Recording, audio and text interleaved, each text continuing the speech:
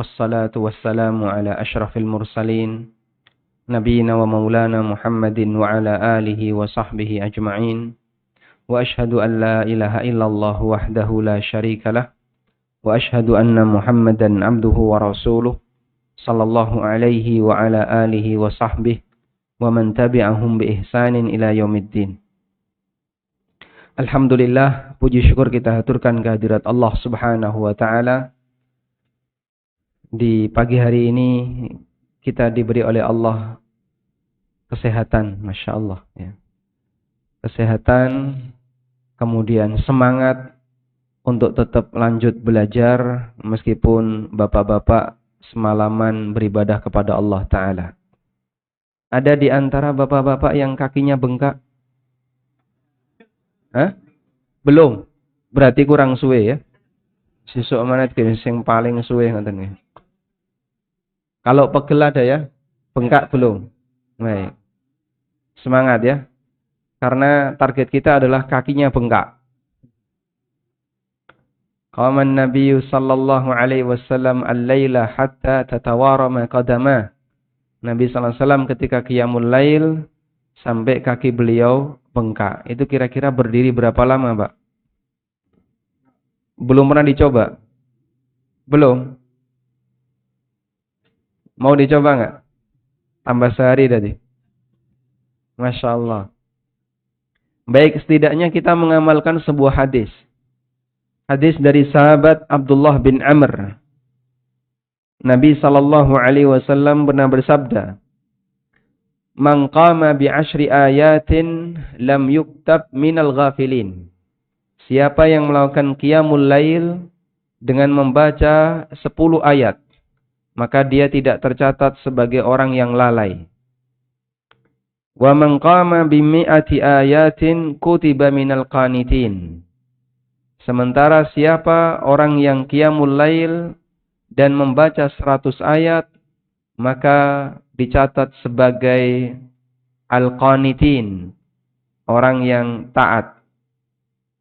Wa man qama bi alfi ayatin kutiba minal muqantarin. Sementara siapa yang qiyamul lail dan membaca 1000 ayat, maka dia dicatat sebagai orang yang mendapatkan hadiah qintar. Qintar artinya adalah perhiasan, emas atau perak. Sudah berapa ayat, Pak? Semalam berapa ayat? 100 insyaallah lebih ya. Walhamdulillah. Kita bersyukur kepada Allah Ta'ala diberi kekuatan untuk bisa melaksanakan ibadah dalam jumlah yang bisa jadi lebih banyak dibandingkan yang ada di rumah. Ya namanya pesantren kilat ya kudu dipaksa saide ya. Semoga nanti sampai rumah enggak dongkol. Pripun, Pak? Semangat ya? Baik, tetap semangat. Kita akan belajar tentang bagaimana cara sholat yang sesuai sunnah. Jadi bapak-bapak yang dimuliakan Allah Ta'ala, materi ini termasuk materi paling penting dalam sanlat. Karena kita mengendaki sholat kita adalah sholat sesuai dengan apa yang diajarkan Nabi Sallallahu Alaihi Wasallam. Dan itu yang kita bawa sampai kita meninggal dunia. Karena seperti yang kita ketahui, amal pertama yang akan dihisap oleh Allah di hari kiamat dari hambanya adalah salat. Sementara penentu kebaikan hamba ketika hidup di dunia adalah kondisi di akhir hayatnya. Berdasarkan sabda Nabi sallallahu alaihi wasallam, "Innamal a'malu bil khawatim." Sesungguhnya amal itu ditentukan oleh penghujungnya. Nek pucuke apik, kabeh dianggap apik. Pucuke elek, kabeh dianggap elek. Sehingga perjuangan kita sebagai muslim yang baik sampai kapan? Sampai mati. Sampai mati. Tidak ada istilah yang penting aku wis tahu. Bukan. Tapi kita pertahankan sampai kita meninggal dunia. Sehingga kita menjadi orang yang saleh, orang yang baik, ibadahnya sesuai sunnah, sesuai panduan, sampai mati. Maka kita terus belajar. Sebab masih banyak sekali sunnah-sunnah yang tidak kita ketahui. Tahap demi tahap kita belajar. Semoga nantinya Allah jadikan kita sebagai orang yang lebih sempurna dalam melaksanakan ibadah kepadanya. Baik. Kemudian tentang bagaimana cara sholat sesuai sunnah. Ini insya Allah saya bahas kilas. Kemudian nanti kita akan bahas ini ya. Sunnah yang hilang ketika sholat. Jadi bapak-bapak yang dimuliakan Allah Ta'ala. Seperti yang kita pahami dalam sholat. Dalam fisik sholat di situ ada 3 unsur. Rukun, wajib, dan sunnah sholat. Rukun, wajib, dan sunnah sholat. Apa perbedaan antara rukun dan wajib sholat? Apa perbedaan antara rukun sholat dan wajib sholat? Rukun sholat itu apabila ditinggalkan baik dengan sengaja maupun lupa, maka sholatnya batal. Sedangkan wajib sholat jika ditinggalkan dengan sengaja sholatnya batal. Tapi kalau ditinggalkan karena lupa, maka nanti digantikan dengan sujud sahwi. Contoh yang rukun apa Pak? Takbiratul ihram, yaitu bacaan Allahu Akbar. Lalu apa lagi? Membaca Al-Fatihah. Termasuk di dalamnya basmalah, jika kita mengikuti pendapat bahwa basmalah bagian dari Al-Fatihah. Selanjutnya apa lagi? Ruku'. Berikutnya tuma'ninah ketika ruku'. Betul sekali. Selanjutnya i'tidal. Lalu tuma'ninah ketika i'tidal. Kemudian sujud, tuma'ninah ketika sujud. Kemudian duduk di antara 2 sujud, tuma'ninah ketika duduk di antara 2 sujud. Lalu sujud kembali dan tuma'ninah ketika sujud. Kemudian tasyahud akhir. Ini beberapa rukun dalam salat. Baik. Kemudian yang penting untuk diperhatikan adalah bacaan Fatihah. Orang yang dia bacaan Al-Fatihahnya salah, maka tidak diperkenankan untuk ngimami. Kecuali dengan sesama jamaah yang Fatihahnya juga salah. Ya. Ini dalam keterangan para ulama seperti yang disebutkan dalam mazhab Syafi'iyah dan Hambali. Apabila imam tidak bisa membaca Fatihah dengan benar, maka salatnya makmum terbagi menjadi 2 hukum. Bagi makmum yang bisa baca Fatihah dengan benar, salatnya batal. Bagi makmum yang tidak bisa membaca Fatihah dengan benar persis seperti imamnya, maka salatnya sah. Pilih mana? Jadi makmum yang nggak bisa baca Fatihah. Aman insyaallah ya. Ngoten Pak? Ya jangan ya. Harusnya kita bisa baca Fatihah. Makanya kami sampaikan kepada masyarakat. Nyuwun tulung ya. Khusus untuk masalah Fatihah ini harus ada standarnya.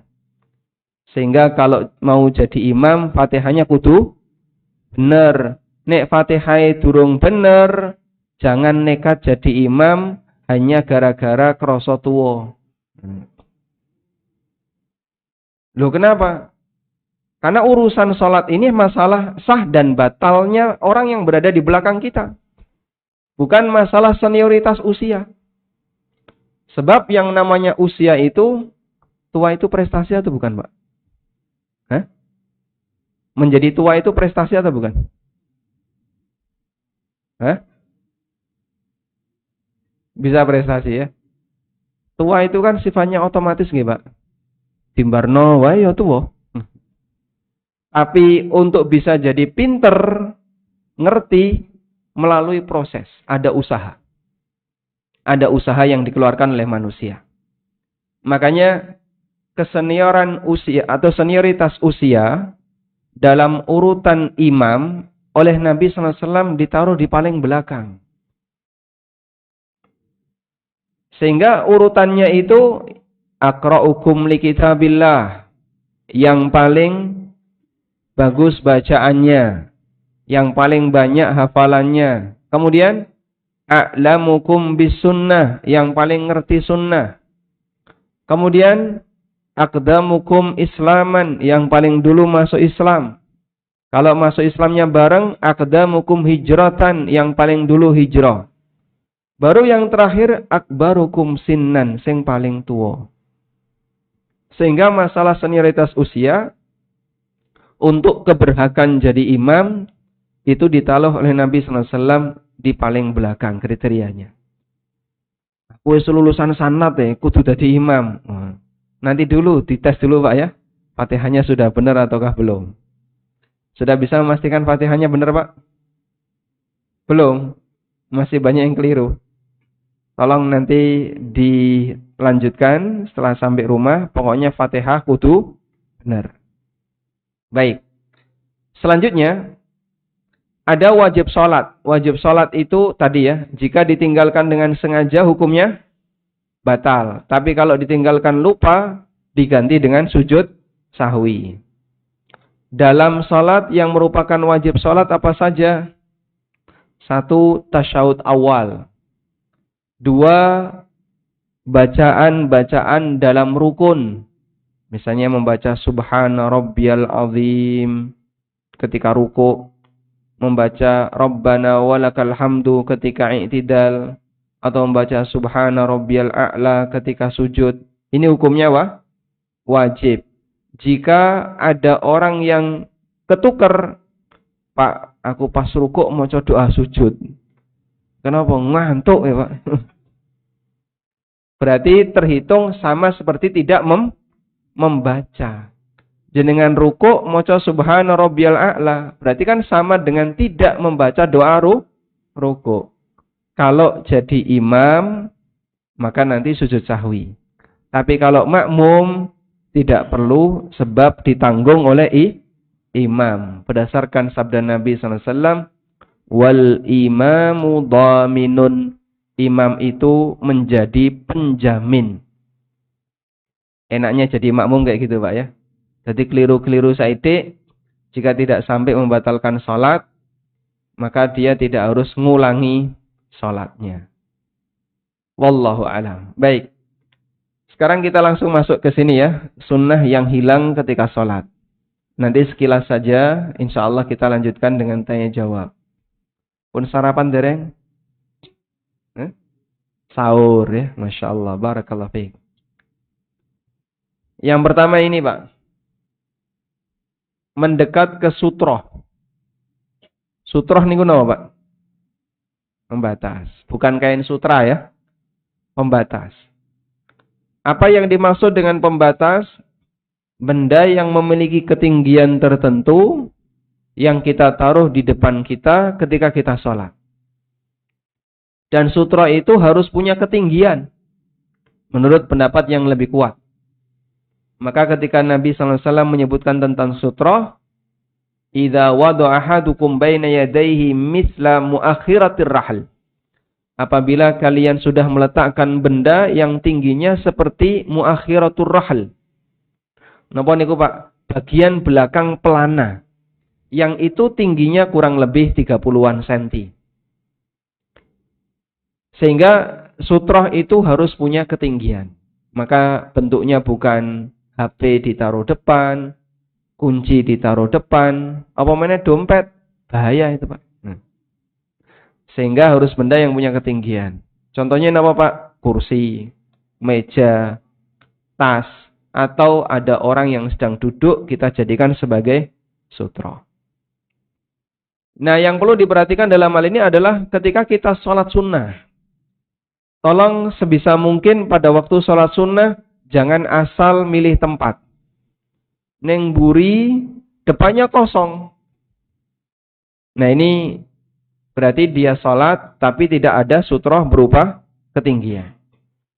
Terus yang benar pripun, silahkan mendekat ke tiang, atau ke tembok depan, atau cari orang yang sedang duduk, biar kita bisa mendekat ke sutroh. Rasulullah sallallahu alaihi wasallam berpesan, "La tusalli illa ila sutratin." Janganlah kalian salat kecuali dengan menghadap ke sutra. Wala tada ahadan yamurru baina yadaik. Dan jangan biarkan siapapun lewat di depanmu. Sehingga kita diperintahkan, kalau ada orang yang lewat, diapain, Pak? Ditahan sebisanya. Nek nasubri pun, nah ini ku. Jadi sak gelut ya. Dan beberapa kali saya mengalami seperti itu. Sampai pernah tak tahan-tahan ini lama sekali. Kok nggak geser-geser orangnya kan? Kuat-kuatan itu. Sudah, beliau kemudian pindah. Tapi setelah itu saya dihadang di luar masjid. Duh, ini kisah itu, Pak. Saya masih ingat di masjid daerah Kasian, Bantul ya. Tak tahan. Begitu keluar, ternyata orangnya ngadang. Cuman karena saya buru-buru ya Melayu. Baik, hadis Ibnu Hibban. Kemudian dalam hadis yang lain dari Sahal bin Abi Hasmah, Nabi sallallahu alaihi wasallam bersabda, "Idza shalla ahadukum ila sutratin falyadnu minha." Nah, di sini ya, ada kalimat kalau kalian salat dan di depannya sudah ada sutra seperti tembok atau tiang atau apapun, Nabi sallallahu alaihi wasallam perintahkan apa? Falyadnu minha, mendekatlah ke sutra. Falyadnu minha, mendekatlah ke sutra. La yaqta'u syaitanu alaihi salatahu, maka setan tidak akan memutus salatnya. Dan ini dimaknai salah satunya adalah mengurangi pahala salat. Karena ketika kita salat dan ada orang yang lewat, itu bisa mengurangi pahala salat. Sampai disebutkan dalam sebagian riwayat, jika ada binatang atau anak kecil yang lewat lalu kita biarkan, bisa memotong setengah pahala sholat kita. Wis sholate gak sepiro khusyuk, oke sing kurang, ganjarane saithik kepotong separuh. Entek, Pak, karek saithik. Sayang ya. Maka kita pertahankan. Kita pertahankan daerah teritorial sholat.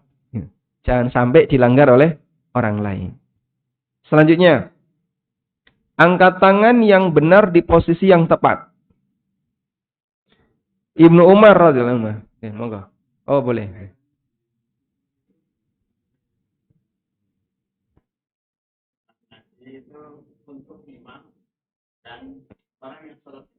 Masya Allah. Baik. Baik. Sutra itu apakah hanya berlaku untuk imam dan sholat sendirian? Jawabannya betul. Sedangkan makmum tidak punya sutra. Maka makmum ketika sholat jamaah boleh dilewati di depannya. Misalnya ada yang batal begitu ya. Nah, dia bingung nih.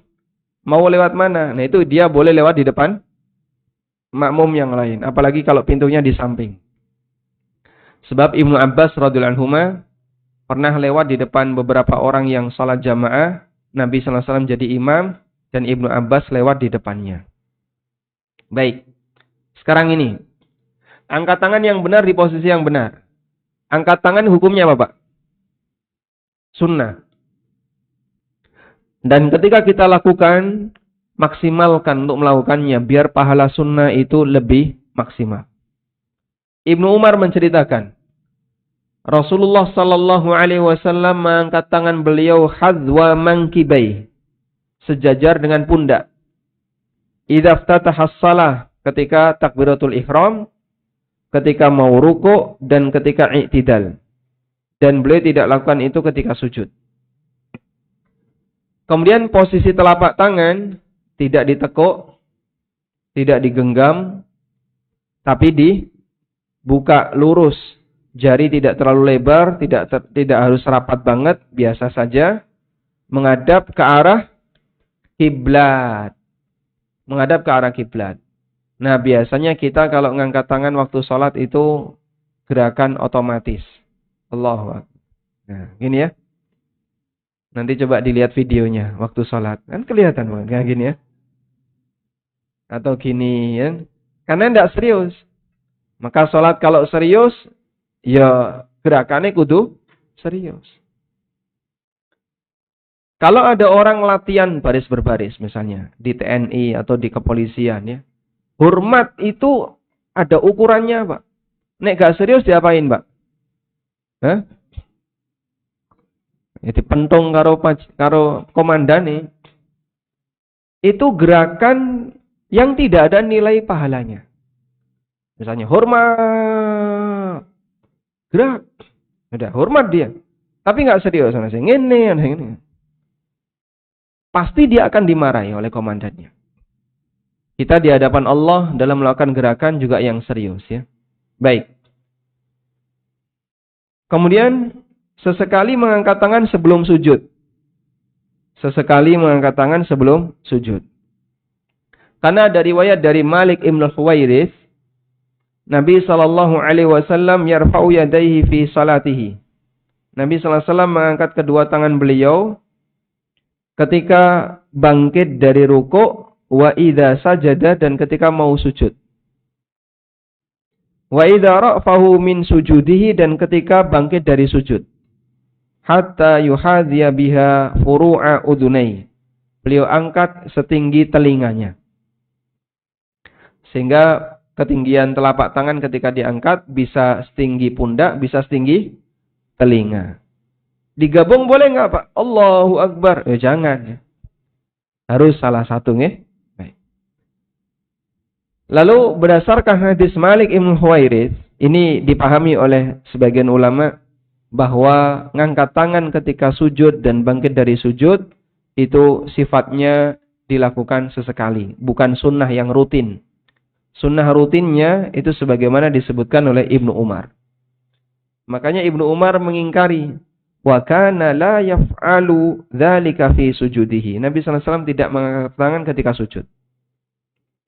Namun Malik Ibn Huwairits pernah melihat Nabi SAW mengangkat tangan ketika mau turun sujud dan bangkit dari sujud. Sahabat Malik Ibn Huwairits ini sahabat yang meriwayatkan hadis sallu kama ra'aitumuni usalli. Kemudian dari Anas bin Malik radhiyallahu anhu, Nabi SAW mengangkat tangan beliau ketika rukuk dan sujud. Maka boleh kita lakukan sesekali. Setelah i'tidal, sami Allahu liman hamidah, Rabbana walakal hamdu, terus Allahu Akbar, turun sujud. Sambil mengangkat tangan. Berikutnya, mencengkram lutut ketika rukuk. Nabi SAW pernah berpesan kepada Anas bin Malik, apabila kau rukuk, fadha' kaffaika ala rukbataik, wafruj baina asabi'ik. Letakkan telapak tanganmu di lututmu dan renggangkan jari-jarimu. Letakkan telapak tangan di lututmu dan renggangkan jari-jarimu. Maka mencengkram seperti ini. Sudah? Tangan diletakkan di lutut, bukan di betis, bukan di paha. Kalau diletakkan di betis, nanti terlalu nunduk. Kalau diletakkan di paha, rukuknya batal. Karena rukuk minimal kemarin yang diajari Ustadz Aris, harus bisa menggayuh apa, Pak? Tangan harus bisa menggayuh lutut. Posisi tangan ketika rukuk itu ada dua.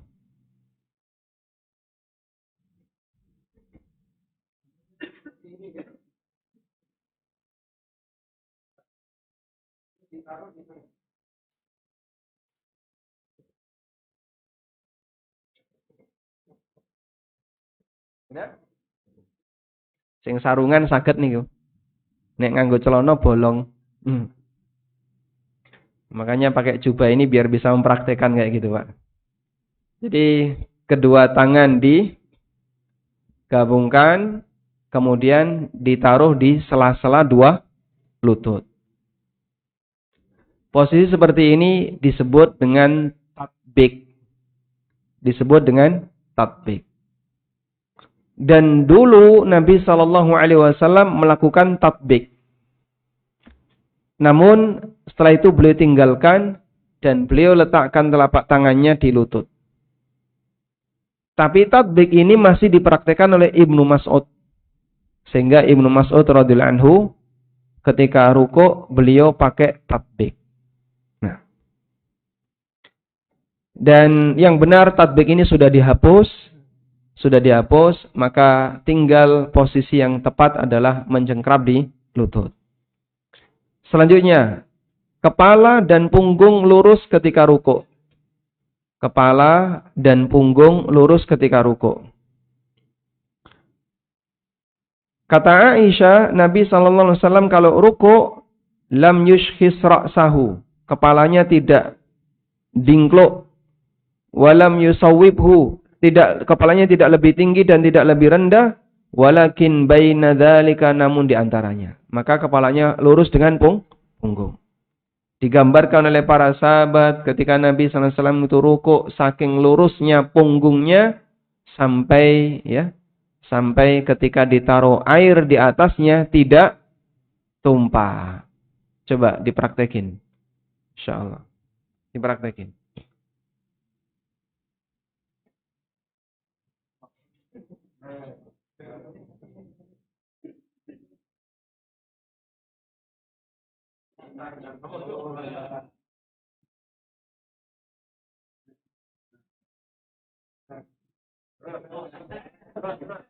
Masya Allah.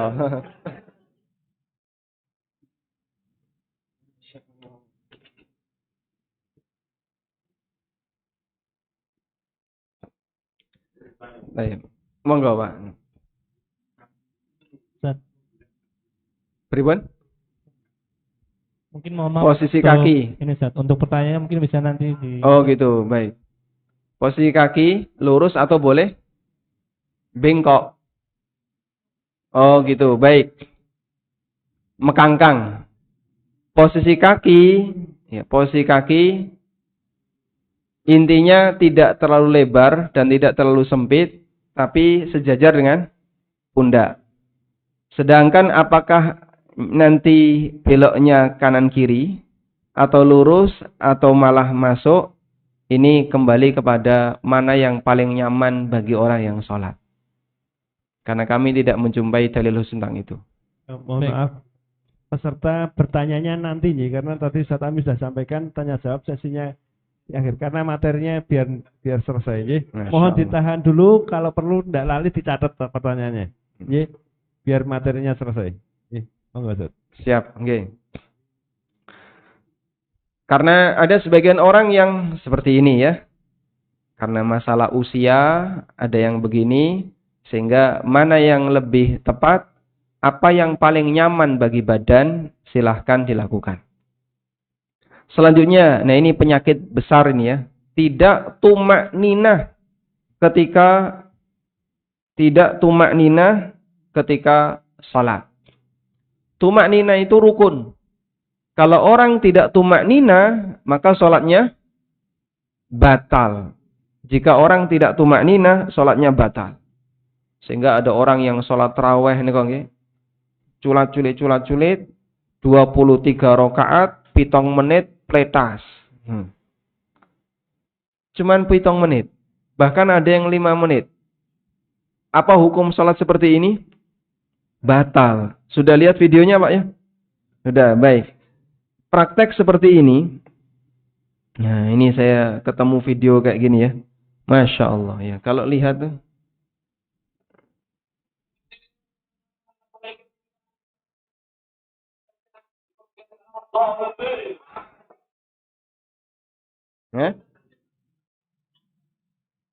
Cukup ya.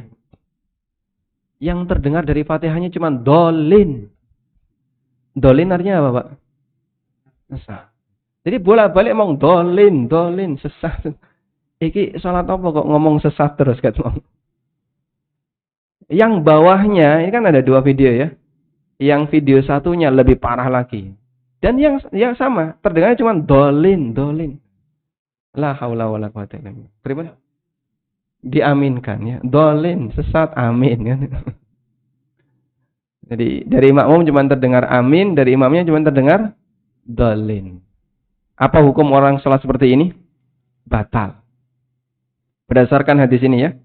Nabi SAW pernah melihat ada orang yang salatnya tidak tumaknina, lalu beliau minta ulangi salatmu sampai 3 kali. Berkali-kali seperti itu salah terus. Kemudian oleh Nabi SAW diluruskan.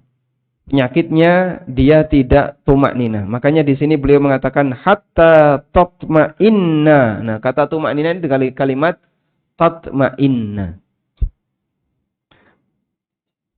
Selanjutnya, menempelkan dahi dan hidung di lantai. Nabi SAW bersabda, la yaqbalullahu salatan la yusibul anfu minha ma yusibul jabin. Allah enggak menerima salat di mana hidung enggak nempel sebagaimana dahi yang nempel. Sehingga kadang ada orang yang salat hidungnya diangkat. Keliru ya. Harusnya gimana, Pak? Hidungnya ikut nempel sebagaimana dahinya nempel. Kalau kena ketu pripun? Insyaallah sah. Dan dulu para ulama salaf, mereka itu pakai surban yang tebel sehingga ketika sholat sebagian kulit nempel, sebagian kena sorban. Dan itu hal yang biasa di masa silam. Sehingga ini tidak termasuk pembatal sholat. Maka ibu-ibu misalnya muknanya kemajuan pakai ikat itu Pak ya, bandu terlalu maju, ini insya Allah sholatnya sah. Karena bukan syarat nempel di situ harus nempel di sajadah. Yang penting ini ditempelkan di tempat dia sholat. Meskipun tertahan peci sebagian. Baik. Hidung kan tidak mungkin ada penutup hidung ada Pak? Masker ya, tidak apa-apa. Nih. Kalau ditutupi masker tidak apa. Kemudian meletakkan kedua tangan di lantai sejajar dengan pundak dan telinga ketika sujud. Dari Abu Humaid, beliau menceritakan Nabi SAW ketika sujud, amkana anfahu. Beliau meletakkan hidungnya dan dahinya. Lalu beliau bentangkan kedua tangannya ke samping dan meletakkan kedua tangannya sejajar dengan pundaknya. Jadi ketika sujud begini ya, sejajar dengan pundak. Baik. Sudah? Ini kalau sholatnya sendirian atau jadi imam. Tapi kalau jamaah jadi makmum, ya jangan lakukan ini jika samping kanan kirinya ada makmum yang lain. Kecuali jika pandemi. Nah, waktu pandemi itu makmum bisa melaksanakan sunnah ini ya. Meskipun tidak semuanya mengamalkan sunnah ini. Sayang banget ya. Setelah pandemi selesai nggak bisa dia sudah. Tayyib. Selanjutnya, merapatkan jari-jari tangan dan menghadapkannya ke kiblat waktu sujud. Wa'il bin Hujr bercerita, "Kana idza raka'a farraja asabi'ahu wa idza sajada dhamma asabi'ah." Nabi SAW kalau ruku jari-jarinya itu direnggangkan, tapi kalau sujud jarinya dirapatkan. Nah, ini perbedaan antara ruku dan sujud. Ruku itu mencengkram, jarinya renggang, sujud itu jarinya dirapatkan dan dihadapkan ke arah kiblat. Bukan melebar ke samping, tapi dihadapkan ke arah kiblat. Nah ini dari Bara' bin Azib, wa idza sajada wajjaha asabi'ahu qibalal kiblat. Apabila Nabi SAW sujud, beliau menghadapkan jari-jarinya ke arah kiblat. Loh sahabat nih loh Pak. Gerakan kecil-kecil seperti ini diceritakan Pak. Perhatian banget mereka dengan gerakan Nabi Sallallahu Alaihi Wasallam. Karena tidak ada manusia yang gerakannya ketika ditiru bernilai ibadah selain Rasulullah Sallallahu Alaihi Wasallam. Ada orang kalau niru orang lain dan dia bukan Nabi, nggak ada nilai pahalanya. Tapi kalau niru Nabi Sallallahu Alaihi Wasallam ada nilai pahalanya. Maka pastikan setiap gerakan sholat kita ada dalilnya. Sehingga jadikan sholat kita berdalil. Jadikan sholat kita berdalil. Maka kalau kita ditanya, Pak, jenengan sholat kok kayak gitu kenapa? Oh, ini konten dalile. Pundi Pak, lali aku. Nanti buka bukunya ya. Baik. Selanjutnya merapatkan kedua tumit waktu sujud. Waktu sujud tumitnya rapat. Faqattu Rasulullah sallallahu alaihi wasallam wa kana ma'i ala firashi. Aisyah bercerita, saya kehilangan Rasulullah sallallahu alaihi wasallam sebelumnya beliau tidur di sampingku. Ya, begitu Aisyah ngelilir kok gerayang-gerayang bojone ilang. Lalu fawajadtuhu sajida rasan aqibaihi mustaqbilan bi atrafi asabi'ihil qiblah. Lalu saya jumpai beliau dalam posisi sujud. Rasan akibai, merapatkan kedua tumitnya. Tangan Aisyah itu nepek.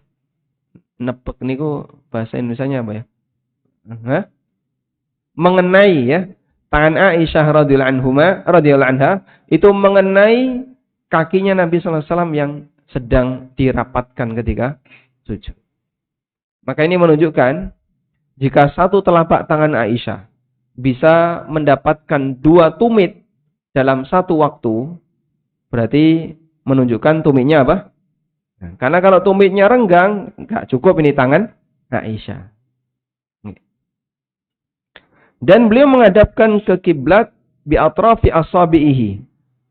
Jari-jari kakinya dihadapkan ke kiblat. Cara jari kaki menghadap kiblat gimana, Pak? Ditekuk. Masya Allah. Dan ini manfaatnya besar. Ada salah satu dokter ya, tetangganya Pak Hasan. Dokter Zainal Muttaqin. Beliau pernah menyampaikan, orang kalau bangun tidur, itu kalau bisa jangan langsung jegrek tangi. Bisa berbahaya. Ya ibaratnya seperti air yang dituntek. Ya. Jadi nanti darahnya bisa otaknya bisa suplai darahnya kurang. Maka bertahap dulu ya. Miring kanan, turu meneh. Ya, jangan ya. Miring kanan, miring kiri sebentar, terus duduk. Setelah itu berdiri. Terus beliau sarankan jinjit. Beliau itu nyarankan jinjit. Kenapa jinjit? Ternyata itu bagus untuk keseimbangan otak belakang, otak kecil. Bagus untuk organ keseimbangan. Wonten dokter boten teng mriki. Oh Pak Dokter Joko, Masya Allah. Pangapunten nggih Pak. Mungkin nanti Pak Dokter ngoreksi ya. Nek ngelangkai dokter iku wedi kula nih. Kualat nanti. Nah, kemudian saya teringat, Masya Allah, kaum muslimin tangi turu ya seperti ini. Waktu sholat, tahajud, atau sholat witir, atau minimal sholat subuh. Sehingga sebenarnya ini tuh bagus sekali untuk kesehatan. Bagi sebagian orang kan loro kabeh, Pak. Loro niku nek dereng kulino. Nek kulino insya Allah bisa lebih nyaman. Ya. Kadang orang tidak mau melakukan gerakan tertentu itu karena terlalu memanjakan fisik. Terlalu memanjakan fisik. Pak, mbok sesekali dipaksa saedek ya ora apa-apa. Ya kecuali kalau sujud seperti ini terus mlebu rumah sakit nih, jangan dilanjutkan ya. Nanti ndak ustadznya dilaporkan ke polisi, Pak. Baik. Selanjutnya, merenggangkan antara paha dengan perut ketika sujud. Artinya pada waktu sujud itu dibuat agak longgar antara paha dengan perut. Seperti apa sih Pak? Contohnya, coba saya mungkin di sini ada. Nah, ini tadi posisi tangan direnggangkan ya. Kemudian kalau sujud kelihatan dari samping, di sini tidak ada. Nah ini kelebihan. Yang bawah ini Pak, yang disilang nih. Kelebihan. atau tangannya ditaruh di tanah, sikunya ditaruh di tanah. Nah, kurang lebih seperti ini, tumit dirapatkan, lalu antara lambung dengan paha dibuat agak renggang. Sehingga tidak terlalu pendek, tapi agak panjang. Ngerti nggih? Baik. Coba kita lanjutkan dulu.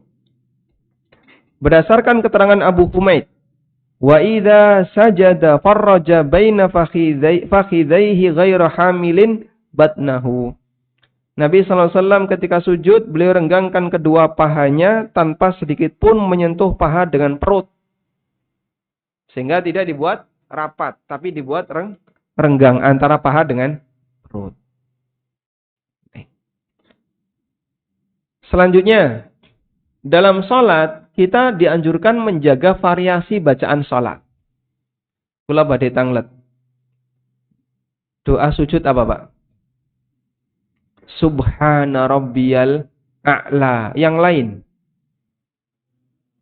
Subhanakallahumma rabbana wa bihamdika Allahumma gfirli. Yang lain. Redaksi yang ketiga. Subuhun kudusun rabbul malaikati warruh. Redaksi yang keempat.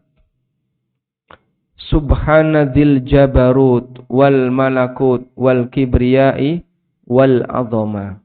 Jenengan kalau memiliki beberapa redaksi untuk gerakan-gerakan rukun, ada 3 manfaat yang didapatkan. 1, menjaga kelestarian sunnah Nabi SAW.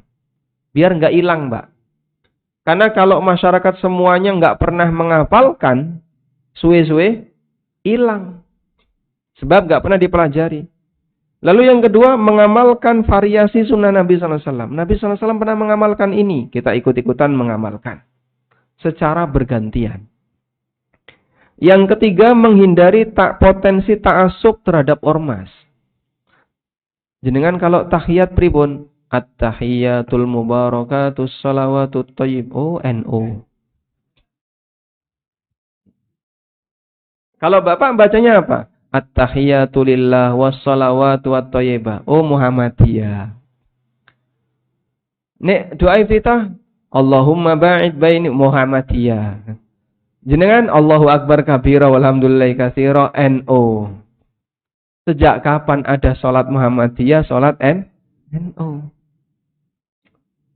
Tapi kalau kita ditanya, jenengan kalau tahiyat gimana? Kadang at-tahiyatu lillah, wassalawatu wattayyibat, kadang at-tahiyatul mubarakatus salawatu lillah. Jenengan ini NU apa Muhammadiyah? Muhammadinu. Wah. Kamandanu. Kadang Muhammadiyah, kadang NU. Padahal semuanya sunnah. Namun itulah salah satu pengaruh dari kurikulum pendidikan. Kalau kurikulum itu menjurus pada satu titik saja, maka nanti dianggapnya itulah yang benar. Saya masih ingat salah satu guru saya ketika tanya, kamu kalau iftitah baca apa? Baca ini. Oh, sudah, wis bener, ojo liyane. Yang lainnya tidak boleh. Masya Allah. Baik. Selanjutnya, gerakan yang dilarang ketika sholat. Ini cukup banyak ya. Jadi mohon maaf, sekali lagi barangkali nanti dalam penjelasan saya kok bertentangan dengan kebiasaan sebagian jamaah. Tapi disclaimer sudah saya sampaikan di awal. Kalau terjadi seperti itu, Bapak-bapak sudah siap untuk menerima. Ya. Baik, satu ini ya. Gerakan dilarang ketika sholat ada 2 alasan. 1, meniru wong kafir. 2, meniru kewan, meniru binatang. Sebab kita tidak boleh melakukan gerakan meniru makhluk yang lebih rendah dibandingkan kita. Dan termasuk meniru orang kafir ini adalah meniru setan. Setan itu kafir bukan, Pak? Kafir. Maka kita tidak boleh melakukan gerakan meniru setan, tidak boleh. Coba kita lihat sekarang. Turun sujud seperti onta. Nabi Shallallahu Alaihi Wasallam bersabda, kalau kalian sujud jangan turun seperti turunnya onta. Nah, beliau jelaskan sujud seperti turunnya onta tidak boleh. Terus yang benar pripun? Dilanjutan hadis, beliau ngasih penjelasan. Lakukan seperti ini biar nggak sama dengan turunnya onta. Beliau mengatakan, wal yadha yadaihi qabla rukbataihi. Letakkan tanganmu sebelum lututmu. Dalam riwayat yang lain, Nafi' bercerita, kana Ibnu Umar yada'u yadaihi qabla rukbataihi. Ibnu Umar meletakkan kedua tangannya sebelum lututnya. Sehingga yang benar turun sujud itu lutut dulu atau tangan dulu. Ada dua pendapat memang dalam masalah ini. Namun saya pribadi lebih cenderung untuk mengambil pendapat berdasarkan hadis ini. Tangan dulu sebelum lutut. Loh Pak, tapi ketoknya kok malah mirip onto. Itu kan perasaan kita yang menilai. Wong Nabi sallallahu alaihi wasallam ngajari kayak gini. Beliau melarang jangan lakukan ini. Sudah? Selanjutnya silahkan turun tangan dulu sebelum lutut. Biar tidak seperti itu. Karena beliau yang paling paham dengan apa yang beliau maksudkan. Apa sih yang dimaksud jangan turun sujud seperti turunnya onta? Nabi SAW sudah ngasih penjelasan. Dan beliau paling paham dengan apa yang beliau maksudkan. Dipahami insyaAllah? Alhamdulillah. Baik. Meskipun kita tetap menghormati adanya pendapat sebagian ulama yang mengatakan turun sujud lutut dulu. Jadi kita tetap menghormati perbedaan. Namun kita kalau membahas kira-kira mana yang lebih kuat sehingga bisa saya amalkan secara pribadi. Anda bisa mengamalkan sesuai yang Anda pelajari. Selanjutnya, membentangkan tangan seperti anjing. Rasulullah sallallahu alaihi wasallam mengajarkan cara sujud yang benar. I'tadilu fis sujud wa la yabsut ahadukum dhira'aihi in bisatal kalb. Bersikaplah i'tidal. Ini lafadznya i'tadilu. Bersikaplah i'tidal ketika sujud. Makna i'tidal di sini Pak artinya adalah melakukan sujud ideal. Lakukanlah sujud yang ideal. Jangan bentangkan lengan kalian di tanah sebagaimana anjing. Gimana Pak membentangkan sebagaimana anjing? Siku ditaruh di tanah. Nah, kayak ini tadi ya. Siku ditaruh di tanah. Mana tadi? Yang bawah.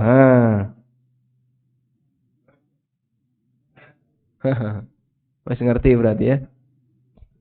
Jadi meskipun wilayah sujud kita sempit, tapi siku tetap kudu diangkat. Tidak boleh siku ditaruh di bawah. Ya, sehingga ketika sujud ya sikunya tetap kudu munggah. Selanjutnya, duduk ik'a seperti anjing.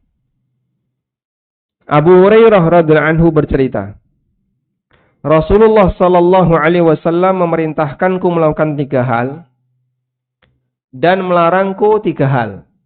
Lalu 3 hal yang dilarang itu apa saja? 1. Mematuk seperti mematuknya ayam. Maksudnya ketika sholat cepat. Jadi kaya ayam notol, ya.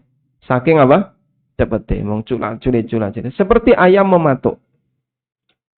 Yang kedua, wa ik'a'in ka ik'a'il kalbi. Duduk ik'a seperti anjing. Waltifatin kaltifati sa'lab. Dan tolah-toleh seperti rubah. Ini bukan rumah ya. Rubah. Karena rubah itu tolah-toleh. Gampang. Tolah-toleh. Baik. Nah, coba ik'a anjing ya kayak gini Pak. Jadi duduk ik'a itu ada 2.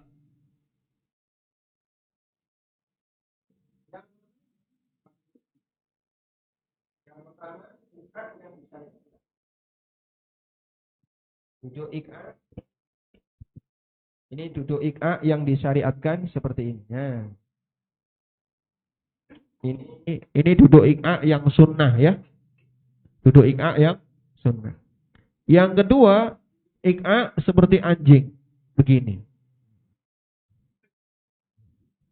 Ya, kayak gitu, Pak.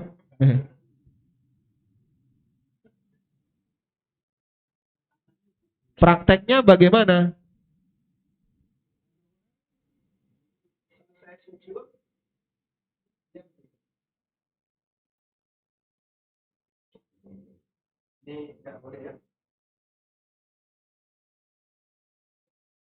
Ada orang yang kadang selesai sujud, dia duduk ik'a seperti ik'anya anjing. Baru setelah itu dia bangkit. Nah, ini hukumnya tidak boleh. Dilarang oleh Nabi SAW. Kemudian duduk seperti duduknya setan. Nah, duduk seperti duduknya setan itu seperti ini.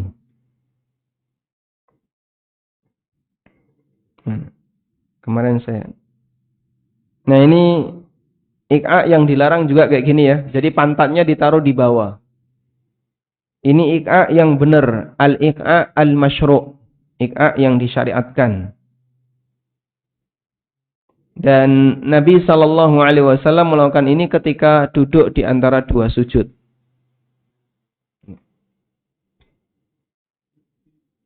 Duduk di antara dua sujud. Okay. Kalau duduk sebelum berdiri, duduk istirahat, caranya iftirash. Bukan ik'a. Kemudian ada ik'a seperti setan, itu tangannya ditaruh belakang. Tangannya ditaruh belakang. Baik, kemarin saya punya itu. Mana? Hilang. Ya. Jadi dia duduk.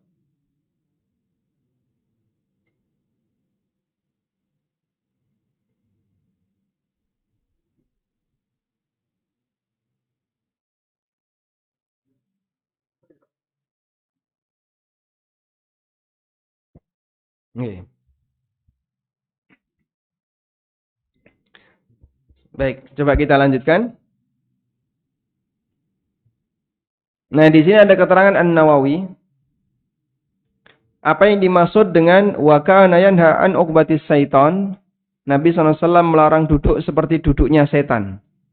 Beliau melarang ini. Maksudnya adalah, kata Nawawi, wa fassara Abu Ubaidah wa ghairuhu bil iqa'il manhi anhu ay fis salah wa huwa ayyul siqa al-yatahu bil ardi. Nah, dia pantatnya nempel di tanah, betis ditegakkan, tangan diletakkan di tanah seperti duduknya anjing atau binatang yang lain. Yang tadi ya. Betis ditegakkan.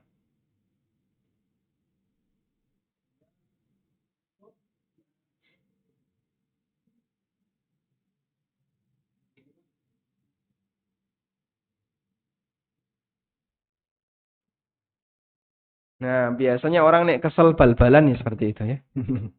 Makanya nek bal-balan jangan seperti itu ya. Ini dia. Nah, ketemunya di sini ternyata. Ini ik'a seperti duduknya setan, tidak boleh ya. Yang ini ik'a yang disyariatkan.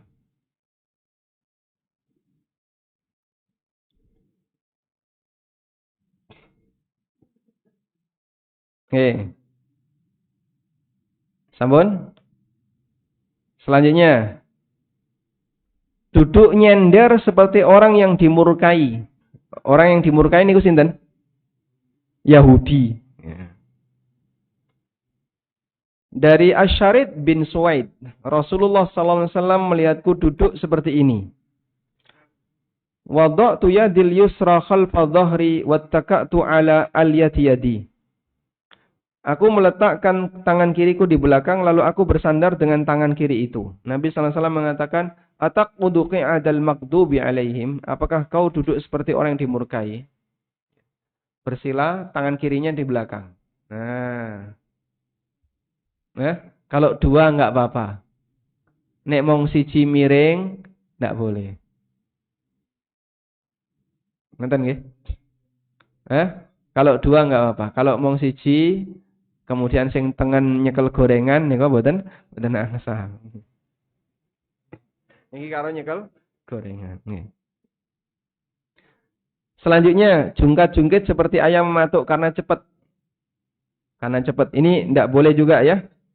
Salat yang terlalu cepat, tadi salatnya batal. Dan Nabi SAW menyebut itu sebagaimana salatnya orang yang, sebagaimana layaknya ayam mematuk.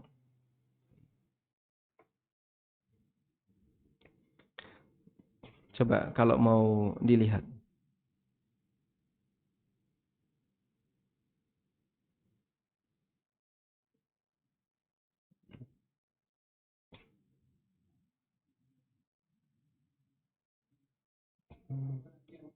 Ini lebih cepat yang bawahnya ini.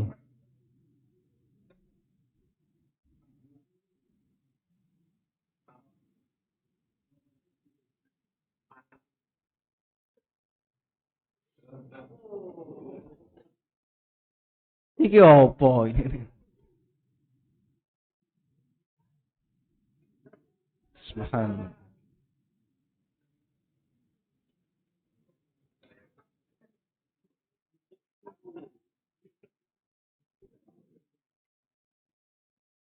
Ini salatnya batal dan dulu Hudzaifah Ibnul Yaman pernah menjumpai orang yang salatnya seperti ini.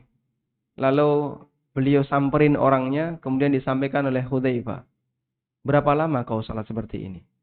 40 tahun. Lau mitta ala hadha, mitta ala ghairi millati Muhammadin sallallahu alaihi wasallam. Kalau sampai kau mati dan salatmu seperti ini, kau mati tanpa membawa ajaran Muhammad sallallahu alaihi wasallam. Ya, wallahu alam. Tapi itu dibanggakan ya. Baik. Selanjutnya, kopat kapit seperti keledai. Dari Jabir bin Samurah radhiyallahu anhu, ketika kami salat bersama Rasulullah sallallahu alaihi wasallam, kami mengucapkan Assalamualaikum warahmatullah, Assalamualaikum warahmatullah sambil berisyarat dengan kedua tangan ke samping masing-masing. Assalamualaikum warahmatullah, Assalamualaikum warahmatullah. Ya. Kemudian Rasulullah sallallahu alaihi wasallam mengingatkan, alamatu mi'un biaidikum ka'annaha adzdabu khayli syumsin. Mengapa kalian mengangkat tangan kalian seperti keledai yang suka lari? Maksudnya adalah ekornya itu loh, Pak, nggak bisa gerak. Keledai itu ekornya nggak bisa, seperti kopat kapit. Kalian cukup letakkan tangan kalian. Innama yakfi ahadukum ayyadu ayadahu ala fakhidhihi. Cukup letakkan tangan kalian di paha, terus tenang, gak usah kopat kapit dibuka. Tsumma yusallimu ala akhihi man ala yaminihi wa shimali. Kemudian silahkan mengucapkan assalamualaikum ke arah kanan dan ke arah kiri. Masya Allah. Ya, maka kalau ada orang yang salat, salam assalamualaikum warahmatullah, dibukalah pintu surga. Assalamualaikum warahmatullah, dibuka pula pintu neraka. Jadi karena saya pernah mendengar katanya seperti itu, biar dibukalah pintu surga. Tapi Pak, praktek ini dilarang oleh Nabi Sallallahu Alaihi Wasallam dalam hadis yang kita baca ini. Hadisnya riwayat Muslim. Walhamdulillahirabbil alamin. Selesai materinya, Pak. Baik, insya Allah bisa dipahami ya. Cara sholat yang sesuai sunnah bisa insya Allah. Alhamdulillah. Dan hindari beberapa larangan yang tadi kita sampaikan. Ada yang mau disampaikan? Silahkan. Baik, silakan Silakan. yang ingin bertanya.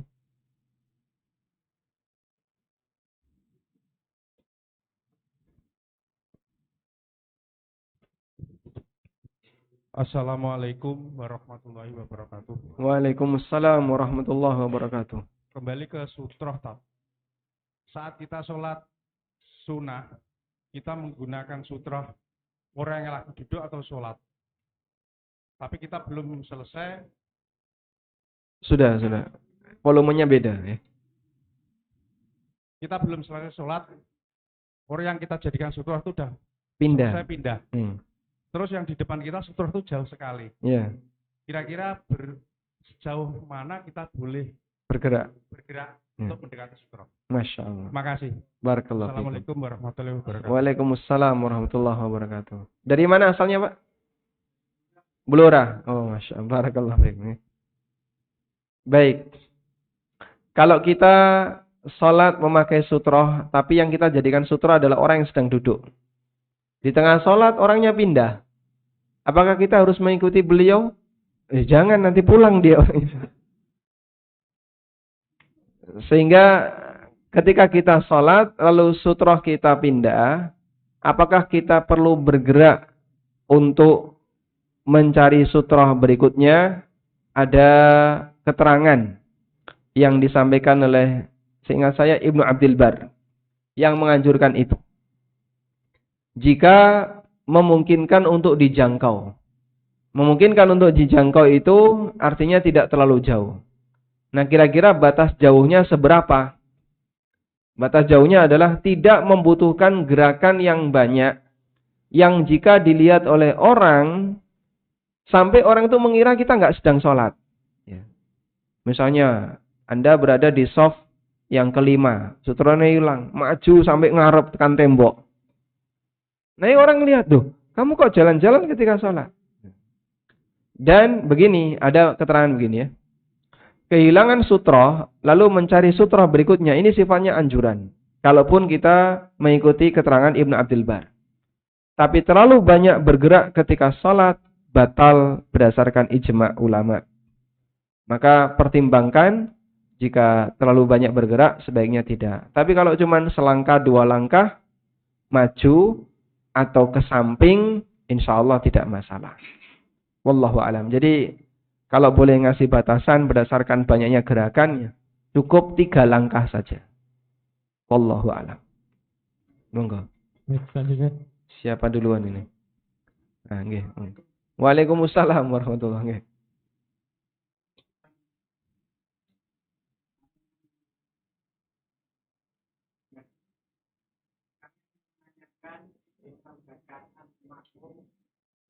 Sudah on ini, sudah on.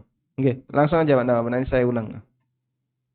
Kalau mau biar kenceng begini. Nah. Bacaan makmum pada waktu sholat berjamaah. Oke. Jadi kalau imam itu membaca Al-Fatihah, apakah makmum harus membaca Al-Fatihah berbarengan dengan imam atau setelah atau tidak membaca? Itu kalau sholat dilafalkan. Tapi kalau sholat Syria, misalnya sholat duhur, sholat asar, atau ya sholat duhur, sholat asar, itu bacaan yang dibaca oleh makmum itu apa? Atau tidak membaca karena sudah dibaca oleh imam? Masya Allah, baik. Jika sholat jahriyah atau sholat sirriyah, apakah makmum perlu membaca? Untuk sholat sir, jelas makmum membaca sebagaimana imam. Sedangkan untuk sholat jahriyah, apakah makmum perlu membaca jika dia mendengar bacaannya imam? Ulama berbeda pendapat dalam masalah ini untuk bacaan Fatihah. Ada yang mengatakan makmum nggak perlu baca, cukup mendengarkan bacaan imam. Makmum tidak perlu baca, cukup mendengarkan bacaan imam. Dan ada yang mengatakan makmum harus tetap membaca Al-Fatihah. Kapan waktunya? Ulama berbeda pendapat. Ada yang mengatakan imam harus ngasih jeda, diam sesaat, yang disebut dengan as-sakt. Setelah imam selesai baca Fatihah, ngasih jeda sesaat yang cukup bagi mau membaca Fatihah. Lalu setelah itu baru imam baca surat. Namun praktek ini tidak didukung oleh dalil, sebab tidak kita ketahui Nabi sallallahu alaihi wasallam mempraktekkan seperti itu. Kemudian ada yang mengatakan makmum membaca saat imam baca surat. Dan ada yang mengatakan pokoknya sebisanya dan sedapatnya. Ini pendapat jumhur. Tapi saya lebih cenderung pendapat yang mengatakan makmum diam. Dengan alasan kalau imam diperintahkan untuk mengeraskan bacaan, berarti hikmahnya adalah kudu ana sing ngrungokno, gitu kan? Diperintahkan untuk mengeraskan bacaan kan berarti harus ada yang mendengarkan. Yang mendengarkan siapa dalam sholat jamaah itu? Imam sendiri atau makmum? Makmum. Lah kalau makmum kabeh maca dhewe-dhewe terus sing ngrungokno sinten? Belum lagi nanti ada kesalahan dan seterusnya. Sehingga jika imamnya sudah diperintahkan untuk mengeraskan bacaan, maka konsekuensinya berarti harus ada yang mendengarkan. Terus sinten yang mendengarkan? Makmum. Maka makmum tidak perlu membaca ketika sholat jahriyah. Wallahu a'lam. Berapa? Oh, nyambung ya.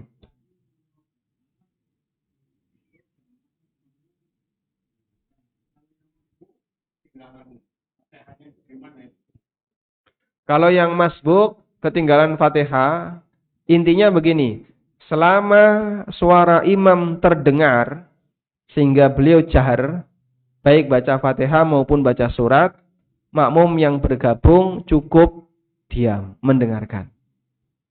Meskipun misalnya beliau masbuk, dapat ketika imam sudah di tengah baca surat, langsung Allahu Akbar, terus diam, mendengarkan imam membaca. Karena kalau dia membaca Fatihah, berarti dia tidak mendengarkan imam. Padahal Allah perintahkan dalam Al-Quran, wa idza quri'al Qur'anu fastami'u lahu wa ansitu la'allakum turhamun. Apabila dibacakan Al-Quran, maka perhatikan dan dengarkan, diam, agar kalian dirahmati. Nah, semoga. Assalamualaikum warahmatullahi wabarakatuh, Ustaz. Waalaikumsalam warahmatullahi wabarakatuh. Saya Bambang Abu Tito dari Bekasi, Ustaz. Dari Bekasi, Jauh. Masya Allah. Mungkin pertanyaan saya tidak fokus kepada substansinya, Ustaz, tapi ada korelasi dengan apa yang sudah dijelaskan, Ustaz. Tadi Ustaz menjelaskan penentuan amal baik buruk manusia itu ditentukan saat akhir kehidupan seseorang. Yang dikatakan Ustaz tadi, inama amalu bil khawatir. Bil khawatim. Bil khawatir. Nah, ini sebelumnya kita juga dapat dari Ustadz Wira Bahrum mengatakan bahwa makna kata fa'lam anahu qalu la ilaha illallah itu memiliki timbangan yang berat dibandingkan dengan seluruh amalan yang pernah kita lakukan. Ini katanya pahalanya, hadiahnya ulaika sabul jannah, surga, Ustaz. Mungkin pertanyaannya bagaimana orang yang tidak mengucapkan la ilaha illallah pada saat sakaratul maut sampai dia meninggal, Ustaz. Ini banyak ustadz yang menjelaskan, kadang-kadang sangat bervariasi, Ustaz, nggak bisa dipegang. Ada yang mengatakan contoh paman beliau sendiri, Abu Talib, nggak sempat mengucapkan la ilaha itu, nggak masuk surga, Ustaz. Pertanyaan saya sekarang untuk kedua orang tuanya, Ustaz, Siti Aminah dan Abdullah, ini bagaimana, Ustaz? Ini belum terjawab sampai sekarang ini, Ustaz. Kemudian yang kedua, untuk mengucapkan syahadat sebagai syarat sebelum Islam tadi, Ustaz, kan itu harus diucapkan. Kalau orang mu'alaf kan dengan ritual, dengan bentuk formal di masjid dan sebagainya. Nah, kalau kita yang Islam turunan, Ustaz, ya warisan. Mungkin saya juga sejak lahir sampai sekarang belum secara formal mengucapkan la ilaha illallah itu tadi, syahadat tadi, termasuk anak cucu kita, Ustaz. Nah, ini bagaimana hukumnya nanti untuk bertanggung jawab kita yang belum mengucapkan syahadat tadi, mereka sudah mulai lakukan sholat. Makasih. Assalamualaikum warahmatullahi wabarakatuh. Waalaikumsalam warahmatullahi wabarakatuh. Baik. Hadis innamal a'malu bil khawatim ini diriwayatkan oleh Bukhari. Dan ini salah satu di antara penjelasan bahwa penentu dari hisab manusia adalah dilihat dari ujung hidupnya. Karena itu secara umum jika ujungnya bagus, maka semuanya dinilai bagus. Tapi kalau awalnya bagus tapi ujungnya jelek, dinilai jelek. Dan gak sedikit ada orang yang dulunya bagus, belakangan jadi menyimpang. Dulu ada seorang ulama besar. Beliau menulis buku yang sangat terkenal dan dijadikan rujukan dalam masalah akidah. Judul bukunya As-Sira' Bainal Islami wal Wathaniyah. Judul bukunya Perhelatan antara Islam dan Paganisme. 2 jilid, Pak. Dan buku itu dipuji oleh ulama yang lain sampai ada yang mengatakan laqad ishtara bi kitabil jannah.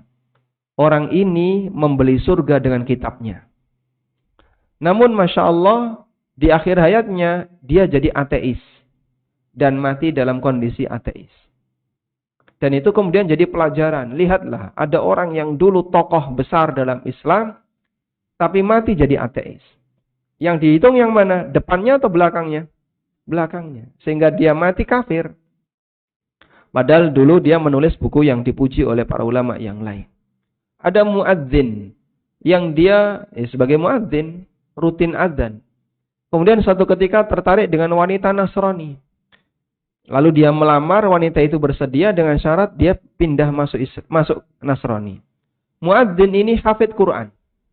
Hafid Quran muadzin. Akhirnya dia masuk Nasrani. Mungkin dalam niatnya nanti setelah saya jadi Nasrani tak ajak wanita ini masuk Islam. Ternyata nggak bisa. Dia katut bojone. Jadilah dia Nasrani. Seluruh hafalan Qur'annya hilang kecuali satu ayat. Kecuali satu ayat. Rubama yawaddul ladzina kafaru law kanu muslimin. Akan datang satu masa di mana orang kafir berangan-angan andaikan dulu dia jadi muslim. Itu kan ayat yang ngantem dia sendiri. Dia jadi kafir. Akan datang satu masa di mana orang kafir itu berangan-angan andaikan dulu dia jadi seorang muslim. Hilang seluruh hafalan Qur'annya, tinggal satu ayat ini tok. Sebagai peringatan bagi dia sendiri. Ayat ini melaknatmu. Dan kau pelaku yang melanggar di ayat itu. Masya Allah. Makanya penentunya ada di ujung, bukan di awal. Kita semuanya punya masa silam. Yang mungkin di antara kita masa silamnya ada yang nggak karuan. Saya punya masa silam, bapak-bapak punya masa silam. Tapi kita tidak berbicara masa silam. Kita berbicara apa yang sedang kita alami saat ini. Dan merencanakan ke depan. Apa yang bisa kita upayakan untuk bisa mendapatkan husnul khatimah. Maka diselenggarakanlah pesantren kilat lansia. Ya. Semoga bisa mengantarkan husnul khatimah.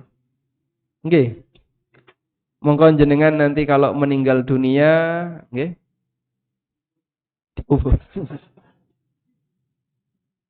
Undang-undang koncone nggih ndang dilayati maksudnya Pak. Bisa jadi meskipun nggak ada jaminan ya, bisa jadi jenengan yang ngelayati kita daripada kita ngelayati jenengan ya. Namun kita berharap kalau bapak-bapak masuk surga lebih awal dan tidak melihat kita di surga, tolong kami dicari, Pak. Nggih. Ya nanti kita buat grup WA. Nggih. Grup WA, insya Allah nanti kalau ada informasi apapun terkait kajian atau tausiah bisa dimasukkan di grup WA. Ada grup WA-nya? Ada ya. Sabar insya Allah ya. Pripun? Jadi, nggih. Sekarang terkait Abu Thalib ya, kita fokus di pertanyaan. Abu Thalib dia mati dalam posisi kafir. Kenapa? Karena sejak awal dia nggak pernah masuk Islam. Dan ditawari oleh Nabi SAW. Ya ammi kul la ilaha illallah. Paman, ucapkan la ilaha illallah. Pokoknya cukup itu saja, nanti tak bela paman di hadapan Allah. Dan beliau tidak mau. Abu Thalib itu tidak mau mengucapkan la ilaha illallah. Karena khawatir nanti kalau mengucapkan la ilaha illallah dianggap menentang bapaknya. Sebab Abdul Muttalib, bapaknya Abu Thalib, itu mati dalam posisi tidak mau mengucapkan la ilaha illallah. Lalu untuk orang tua Nabi SAW sendiri bagaimana? Nah nanti bisa dilihat artikelnya ya. Dan dibaca di situ ada artikel yang sangat bagus tentang kondisi orang tua Nabi SAW. Seperti penjelasan Imam An-Nawawi, Al-Qurtubi, dan yang lainnya. Yang mereka mengatakan bahwa orang tua Nabi SAW agamanya beda dengan anaknya. Sebagaimana Nabi Ibrahim alaihissalam agamanya beda dengan ayahnya. Wa idh qala Ibrahimu li abihi azara atattakhidhu asnaman aliha. Ingatlah ketika Ibrahim mengatakan kepada ayahnya Azar, apakah Anda akan menjadikan berhala sebagai Tuhan? Dan menyebut ayahnya Ibrahim mati kafir tidak sama dengan menghina Ibrahim alaihissalatu wassalam. Karena memang realitanya demikian. Dan kita cuma menyampaikan apa yang ada dalam realita sejarah. Ngerti nggih, Pak? Nah, mungkin nanti bisa dipelajari ulang untuk artikel masalah posisi orang tua Nabi SAW. Kita semuanya sepakat menghormati Rasulullah Sallallahu Alaihi Wasallam. Penilaian di sini tidak ada hubungannya dengan penilaian terhadap orang tua beliau, tidak ada hubungannya dengan penghormatan kepada Rasulullah Sallallahu Alaihi Wasallam. Karena di sini kita menyampaikan realita sejarah dan apa yang beliau sampaikan bukan karena masalah latar belakang keluarga. Ngatan ya? Maka Nabi SAW pernah mengingatkan, "Wa man batta'a amalu lam yusri bihi nasabu." Orang yang amalnya telat tidak bisa dibuat jadi cepat gara-gara nasab. Tidak bisa dibuat dari cepat gara-gara nasabnya. Anak kiai, tapi gawene mau ngombe ae. Delengno karo wong. Kowe iki anak kiai kok urip kok mau ngombe. Oh, sing jenenge urip kan mung mampir ngombe. Ngombe kok ini. Maksudnya mendem ya. Tidak boleh. Baik. Maka meskipun dia ini punya nasab yang bagus, tapi kalau amalnya jelek ya dinilai jelek. Wallahu a'lam. Puncak apa? Masya Allah. Kalau kita belum pernah mengucapkan kalimat syahadat, padahal kita sudah muslim dari lahir, tidak perlu ada ritual khusus. Jadi begini ya. Kenapa harus ada kegiatan khusus berupa pengucapan syahadat di depan jamaah ketika ada orang masuk Islam? Ini masalah pengakuan. Karena kan sebelumnya orang ini dikenal sebagai non-muslim. Lalu dia menyatakan syahadatnya di depan umum. Biar selanjutnya masyarakat tahu, sekarang saya sudah ganti agama loh ya. Sehingga nanti tolong sikapi saya sebagai muslim. Nanti kalau saya mati, tolong disolati dan seterusnya. Dalam rangka untuk menyatakan di depan umum. Saksikan kalau saya sudah muslim. Sementara kita kalau muslim sejak lahir, nggak perlu seperti ini Pak. Aku ngerti gue muslim ket lahir kan gitu ya.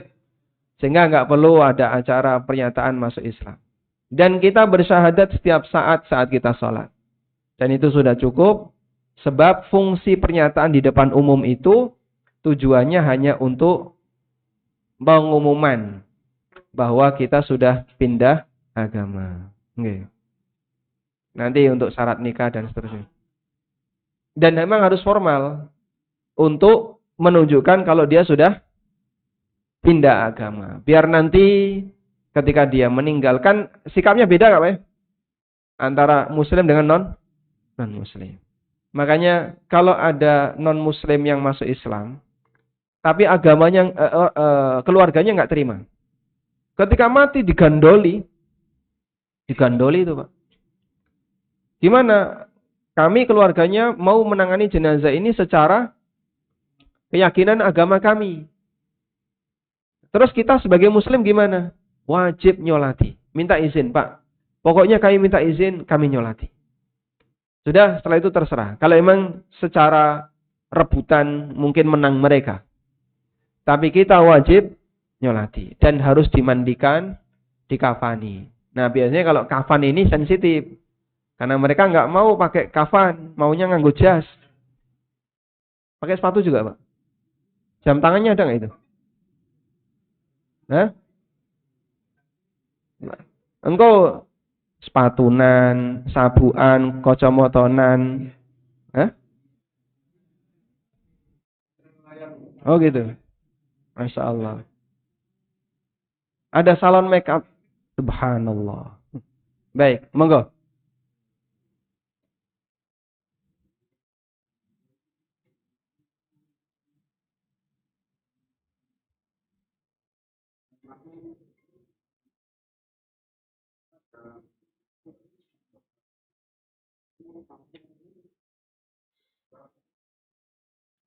Makmum apakah membaca ta'awud ketika sholat? Untuk jahar. Baik.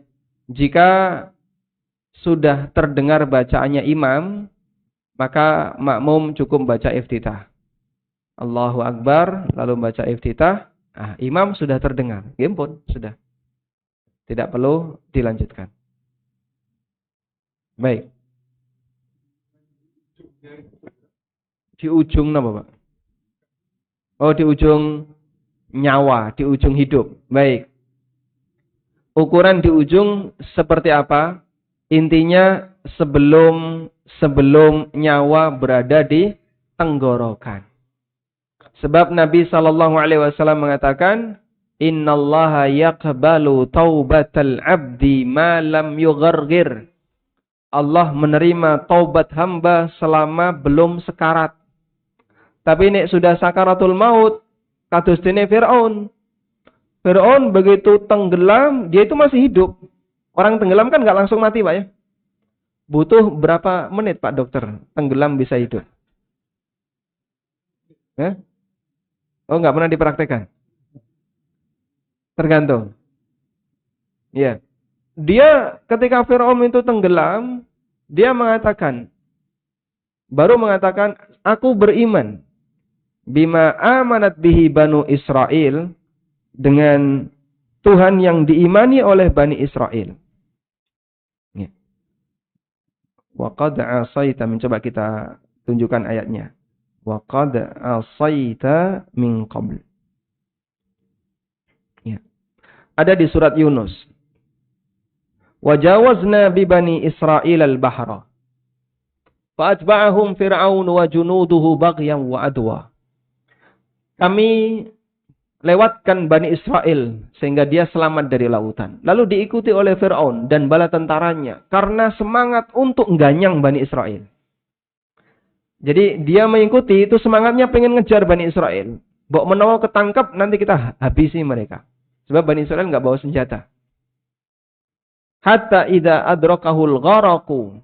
Begitu Fir'aun tenggelam, qala, dia mengatakan, amantu annahu la ilaha illalladzi amanat bihi Banu Israel.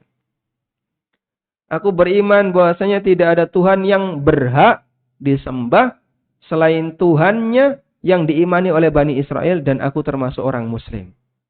Langsung dikatakan oleh malaikat, al-an, saiki kowe ngomong kaya ngono.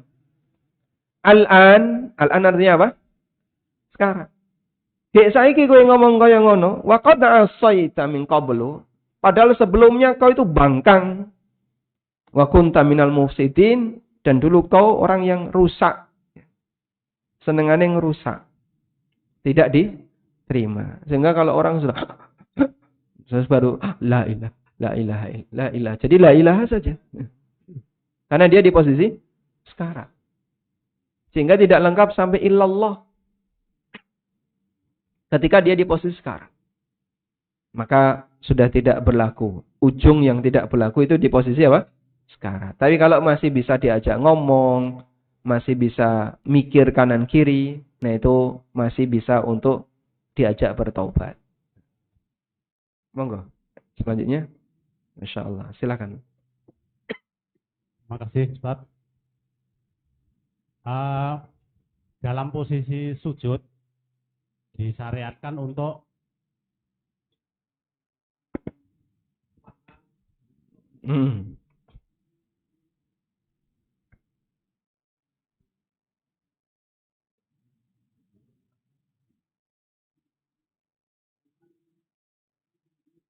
Ya.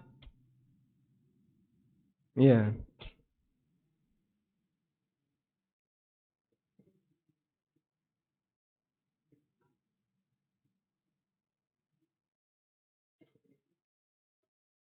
Oh, baik.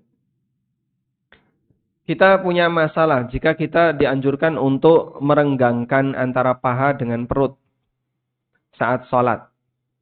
Namun ternyata lebar softnya tidak memungkinkan. Terus bagaimana? Ya, ini pengecualian jadinya, Pak. Sunnah itu jadi tidak bisa kita lakukan, seperti sunnah merenggangkan tangan, karena makmum kanan kirinya ada orang. Termasuk sunnah ketika apa misalnya takbiratul ihram kita tidak bisa lebar, atau kalau setinggi pundak dan telinga bisa ya. Maka fattaqullaha mastata'tum. Bertakwalah kepada Allah semampunya, dan ini sifatnya anjuran, tidak wajib, sehingga kalaupun tidak bisa melakukan karena keterbatasan, kita tidak berdosa dan sholatnya tetap sah. Selanjutnya yang kedua, apa tadi? Larangan posisi duduk ketika sholat, apakah berlaku juga di luar?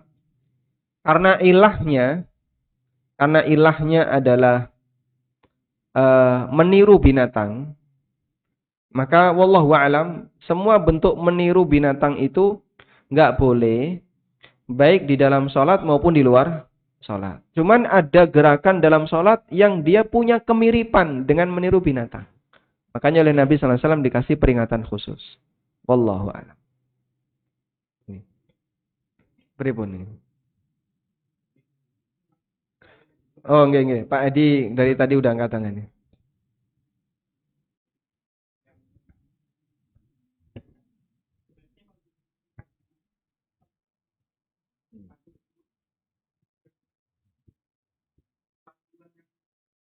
Panduan yang kita punya ini, apakah bisa kita ajarkan kepada istri di rumah atau ada perubahan?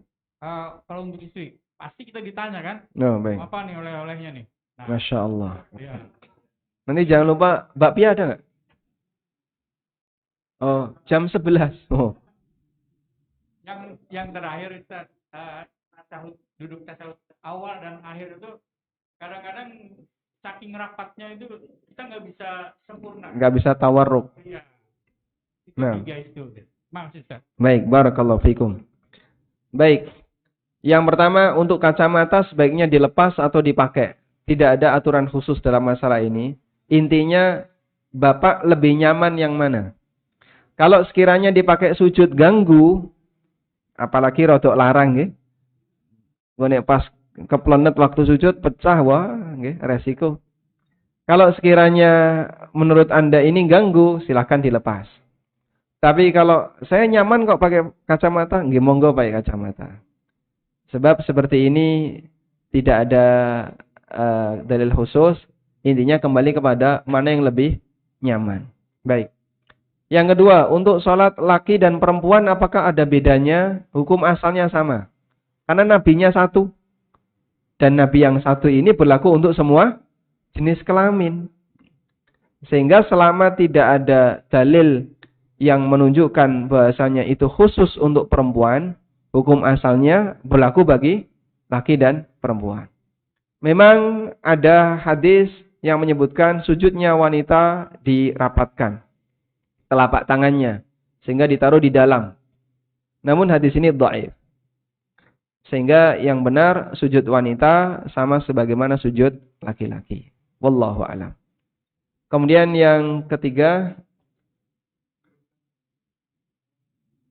tentang ada orang yang kesulitan untuk sujud tawarruk ketika duduk tasyahud akhir disebabkan karena rapatnya soft. Nah, ini ada hadis yang kira-kira bisa kita jadikan sebagai apa? Acuan ya. Rasulullah sallallahu alaihi wasallam pernah bersabda, "Khiyarukum alyanukum manakiba fis shalah." Orang yang terbaik di antara kalian adalah orang yang paling lemes badannya ketika sholat. Dan yang dimaksud di sini adalah enggak kaku. Disuruh rapat Pak, rapat. Disuruh maju dikit Pak, maju. Mundur dikit Pak, mundur. Enggak kaku dia. Kadang ada orang yang ketika sholat tuh kaku banget. Pak, merapatkan soft Pak. Enggak mau dia. Sajadahnya wis ning kono ki. Lah jenengan do kelangan opo nek sajadah diinjak orang lain gitu. Hah? Apa yang dia itu rugi apa kalau sajadahnya diinjak orang lain? Sikile beda ya, Mas. Masya Allah. Kemudian ketika takbiratul ihram, wah nyampluk kanan kirinya dia. Lu katanya sesuai sunnah seperti ini. Ya betul, tapi ini kan kondisi jamaah. Ada situasi di mana Anda harus menyesuaikan. Termasuk diantaranya adalah pada waktu tasyahud akhir. Kalau posisi soft rapat semua, lalu tawaruk semua, nanti ada yang nggak dapat tempat, Pak. Munggah kan mumbul dia. Maka di posisi ini ada yang perlu ngalai iftirash. Bisa jadi yang ngalai iftirash ini lebih baik daripada yang tawarruk. Karena dia ngalah kepada temannya sebab dia lemes ketika sholat. Apalagi posisi tawarruk dan iftirash sifatnya hanya sunnah. Wallahu a'lam.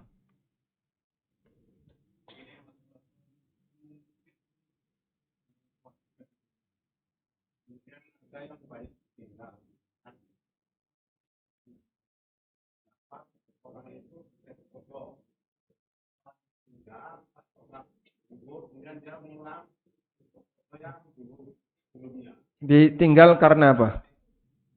Meninggalkan karena apa?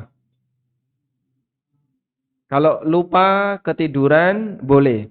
Boleh mengqadha salat hanya ada satu atau dua alasan. Satu ketiduran, dua lupa. Man nama an salatin aw nasiyaha falyusalliha hina dzakaraha. Ini dalilnya ya.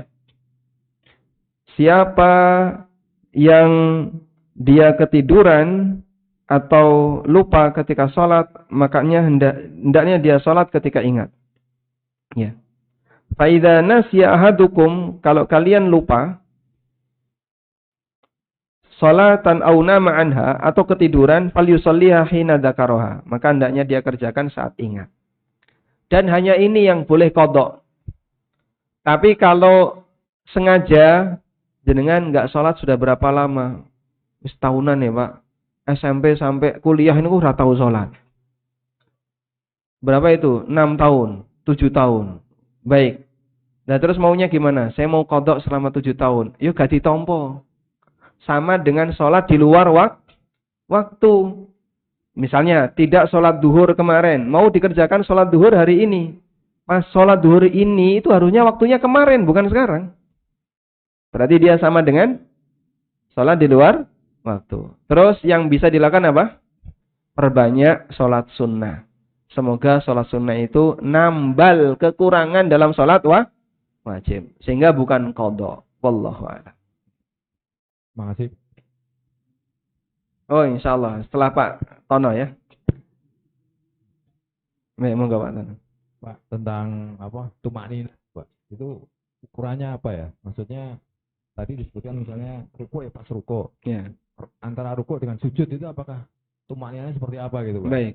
Terus yang kedua ini, Pak, kalau kita ketinggalan terus sama imamnya ini, imamnya terlalu cepat itu bacanya. Waktu bacaan di tiap gerakan itu. Oh gitu. Nah, itu gimana itu, Pak? Kira-kira. Baik. Barakallahu fiik. Apa ukuran tumakninah? Ukuran tumakninah adalah diam sejenak dan cukup untuk membaca satu doa di masing-masing rukun.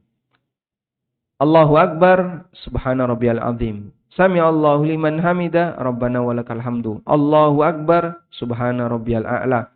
Cukup membaca satu doa di masing-masing rukun. Ngerti nggih? Sehingga sempurna dulu baru baca doa. Kalau cukup untuk itu disebut tumakninah. Kalau kurang dari itu enggak disebut tumakninah. Makanya culit. Kamu sudah berdoa dong? Sudah. Ternyata doanya dibaca sebelum sempurna. Banyak orang ketika sujud itu Allahu Akbar subhanarabbiyal tul langsung muntah.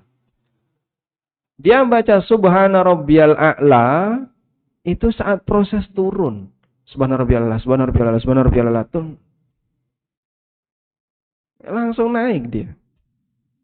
Karena dia bacanya saat bergerak.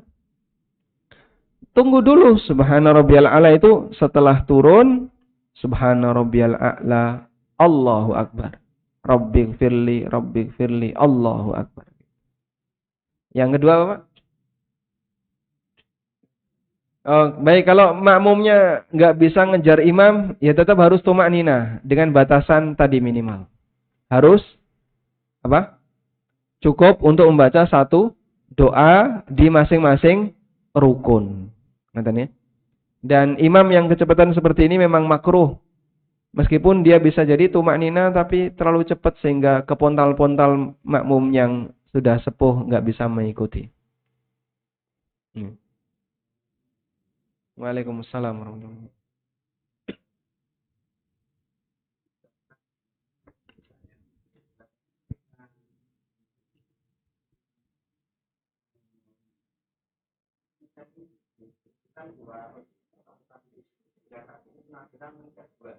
Yang pertama ini tangan ini coba ini turun, kemudian ada yang Baik, masya Allah, baik.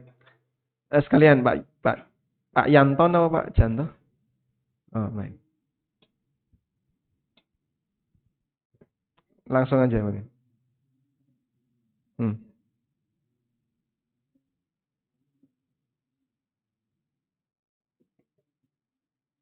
Baik. Masya Allah, baik. Yang benar ketika i'tidal, sami Allahu liman hamidah, itu sedekap ataukah dilepas? Ada dua pendapat ulama. Ada tiga malahan ya. Ada yang mengatakan yang lebih bagus sedekap. Ada yang mengatakan yang lebih bagus dilepas. Dan pendapat yang ketiga boleh milih bebas. Dan yang ketiga ini seingat saya pendapatnya Imam Ahmad. Beliau lebih memposisikan at-takhyir, boleh milih. Mau sedekap silahkan, mau lepas juga silahkan. Nah, secara pribadi saya lebih cenderung dilepas, meskipun tidak mengingkari sepeser pun yang sedekap. Karena ini sifatnya afdoliyah. Mana yang lebih afdol? Apakah sedekap ataukah dilepas? Kalau perbedaan pendapat dalam masalah afdoliyah, ya jangan sampai marakno padu. Yang selanjutnya, kalau sunnah yang tadi ya, pada waktu turun sujud membaca takbir, ini apakah juga boleh dirutinkan? Angkat tangan ketika mau sujud. Yang lebih sesuai sunnah sebaiknya tidak rutin. Sesekali. Karena Ibnu Umar tidak menyaksikan itu. Malik Ibnu Khuwairits pernah menyaksikan itu. Sehingga apa yang dipraktikkan Nabi SAW sesekali, kita praktikkan sesekali. Apa yang rutin, kita praktikkan rutin. Wallahu a'lam. Wassallallahu ala nabiyyina Muhammadin wa ala alihi wa sahbihi wa sallam. Wa akhiru da'wana anilhamdulillahi rabbil alamin.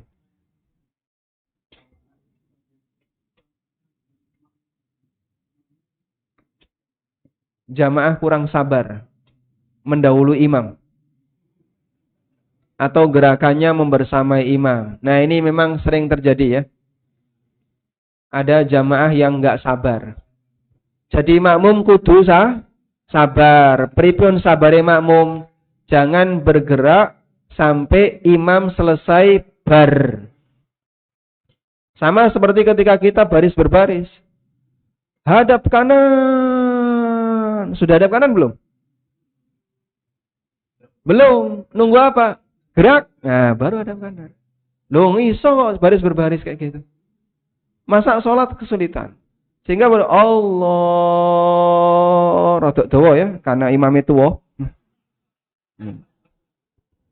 Maka makmum tolong jangan bergerak, sabar dulu, berdiri dulu. Lah iki wis waya sujud engko dhisik. Makmum belum wayahe, imam tunggu dulu sampai sempurna sujud, baru makmum melu sujud. Sehingga gerakan makmum itu setelah imam selesai mengucapkan bar, baru makmum bergerak. Wallahu a'lam. Walhamdulillah. Sudah selesai Pak, tolong bangun Pak, sing turu bangun ya. Kajian pun rampung. Pripun Pak Pangan? Ya. Ya.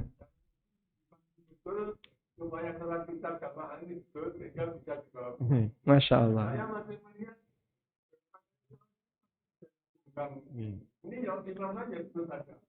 Nggih. Masalahnya imamnya wedi arep ngelingno. Imamnya batal Pak nek njuk kontrol makmume. Napa imamnya pas di tengah sholat ngelingno makmum ngerapet kok. Batal.